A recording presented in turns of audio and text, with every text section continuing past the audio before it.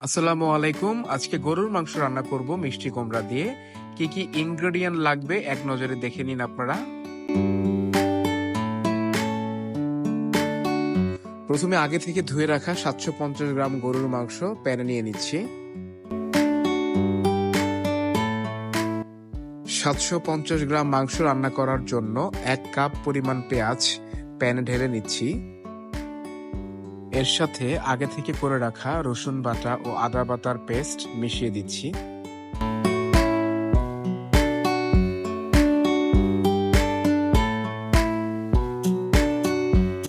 এবার এর সাথে 1 টেবিল চামচ পরিমাণ হলুদ মিশিয়ে দিলাম।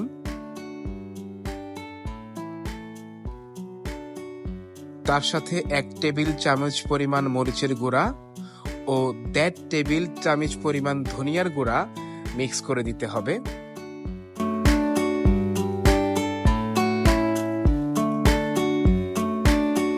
এখন আমাদের লাগবে পরিমাণ মতো এলাচ, দারচিনি ও তেজপাতা, সেটাও মিক্স করে দিচ্ছি।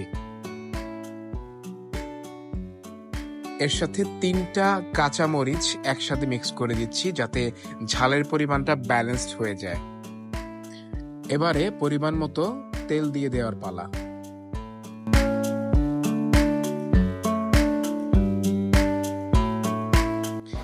এবার এই পুরো মিশ্রণটা ভালোভাবে হাত দিয়ে অনেকক্ষণ নেড়ে নিতে হবে, সুন্দরভাবে মিক্সিংটা হতে হবে।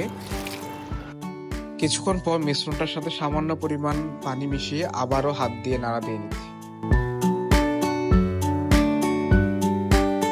এবারে প্রেসার কুকারে 15 মিনিটের জন্য বসিয়ে দিচ্ছি।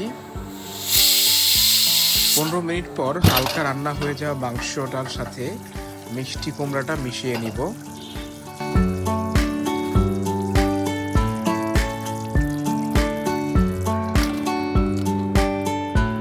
মিষ্টি কুমড়াগুলো দিয়ে দেওয়ার পর আরেকটু ভালোভাবে নাড়িয়ে নিতে হবে।